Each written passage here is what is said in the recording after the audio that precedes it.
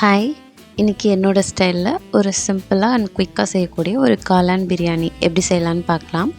First cooker வச்சுக்கிட்டு அதில் oil, key, அப்புறம் ஹோல் ஸ்பைசஸ் எல்லாமே ஆட் பண்ணிவிட்டு வெங்காயம் போட்டு நல்லா வதக்கிக்கோங்க.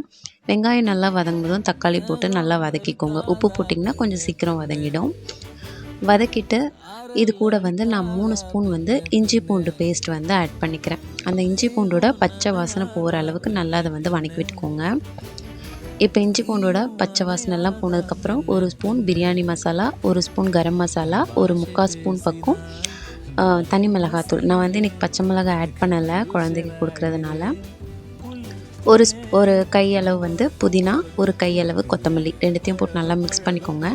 நல்லா காளான் நல்லா கழுவி வாஷ் பண்ணி கட் பண்ணி வச்சுருக்கேன். ஸோ அதையும் ஆட் பண்ணிவிட்டு இது கூட ஒரு 1/4 கப் அளவு தயிர் ஆட் பண்ணியிருக்கேன். நல்லா எண்ணெய் பிரிஞ்சு வந்ததும் பிரியாணியோட அளவு 1 டம்ளர் அரிசிக்கு 1 டம்ளர் தண்ணி கரெக்டாக இருக்கும். அந்தளவுக்கு தண்ணியை ஊற்றிட்டு கூட நான் லெமன் ஜூஸ் புழிஞ்சு விட்டுட்டேன். தண்ணி நல்லா கொதித்ததும் நம்ம வச்சுருக்கிற ரைஸ் தண்ணி இல்லாமல் போட்டுக்கலாம். போட்டுட்டு நல்லா உப்பு டேஸ்ட் எல்லாமே பார்த்துட்டு என்னென்னலாம் ஆட் பண்ணணுமோ ஆட் பண்ணிக்கோங்க. உப்பு மட்டும் எனக்கு கம்மியாக இருந்துச்சு, நான் உப்பு மட்டும் எக்ஸ்ட்ரா ஆட் பண்ணிக்கிட்டேன்.